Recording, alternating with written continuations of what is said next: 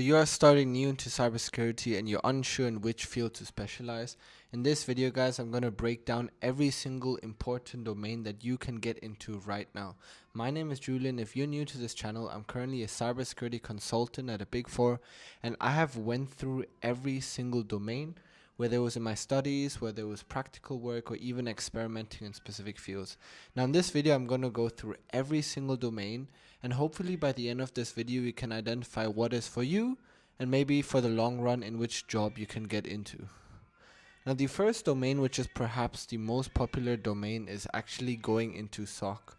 Now if you're going into SOC, you're basically going into Security Operations Center. Now that's essentially what it stands for. And when you go into SOC, the jobs that you are looking at is things like an analyst. You are going for endpoint detection or incident response. You might even go a threat hunter. And when you typically start a SOC, there's specific tiers. There's tier 1, tier 2, as well as tier 3.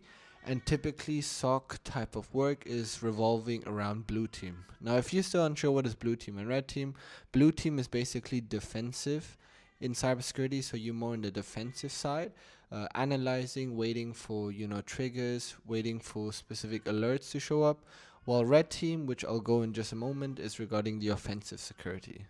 Now offensive security is specifically like what we see in the movies when it comes to like hacking, penetration testing, vulnerability assessments, exploit development, and even malware investigation and analysis.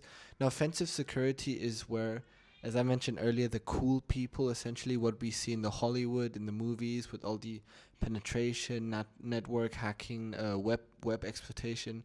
Now if you're interested into those kind of things, then I definitely recommend you to look into offensive security.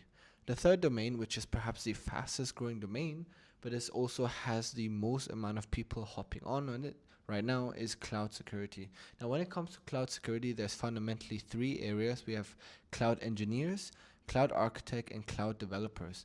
Now AWS alone from Amazon, if you go on it, they literally have certifications for the in different types of specializations you guys want to go into. For example, if you're interested as a cloud security engineer, AWS actually has certificates as an engineer. If you're into architecture, it has for architect. For developing cloud security, there's also a certification for that. Now, if you're interested into cloud security, and again, as I mentioned earlier, it's a really growing field, then I definitely would want you to at least look into that specific domain. The fourth domain, which is perhaps the most niche, but is growing in the band, and in my opinion has little supply but crazy amount of demand, and which I'm literally seeing within my own company itself, is IAM. Now IAM actually stands for Identity and Access Management. Now traditionally IAM revolves around engineers, so usually it was people who would configure like provisionings, people who configure specific licenses, onboarding life cycles, join or move a lever, these kind of stuff. Also the PDL and or the software development lifecycle. So IAM is essentially you are managing access either for users or systems, and basically determining what type of authority as well as authorization does a user have when they access specific resources either on the cloud or on premise, or different types of ecosystems essentially.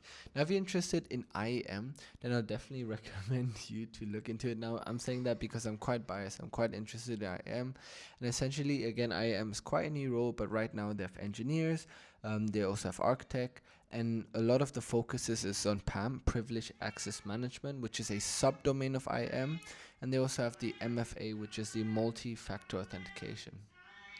The fifth field that you can look into is actually forensics. Now, if you're interested into like investigation, or like going into somebody's computer and laptop and actually investigating and figuring out what went wrong, now definitely recommend you to check and look into forensics. Now what is forensics all about is basically you are disk imaging. You're essentially taking a copy or a certain how do I call it, like a snapshot, where you essentially take a computer, you copy it into a hard drive, for example, and then you investigate it with specific tools, where it has everything basically broken down into very, very like specific items and itineraries, if that makes sense. Now for that one, if you're interested into forensics, I definitely would imagine you going into the areas of investigation as well as KYC and AML. And very often forensics is combined with GRC. When other companies, they would very often combine forensics with stuff related to anti-money laundering, especially for finances as banks, or certain other areas regarding risk and advisory. Now that makes me hop into number 6, which is GRC. Now GRC is perhaps the most interesting field. It's very popular, but it doesn't have a lot of people. So GRC is definitely a field that I recommend, especially if you're not so technical in cybersecurity, because GRC is all about governance, identity and governance specifically. It's about audit, it's about compliance, as well as risk advisory. Now GRC is for people, as I mentioned earlier, who are perhaps not so technical, but are interested into going into compliance. That includes jobs like as an IT audit or compliance admin, or even specifically looking, at specific AI guardrails or cybersecurity policies. You work very closely with frameworks such as ISO 27001, NIST, CSF, if I'm not mistaken, COVID 5, COVID 2019, and other frameworks surrounding the idea of identity and governance. The seventh field is AI and machine learning, or ML. Now, AI and ML is, I would say you can literally exclude this from cybersecurity, but because AI and ML has a lot of security elements to it, I did put this into the list for cybersecurity domains because AI ML has a specific field in itself related to cybersecurity that talks about development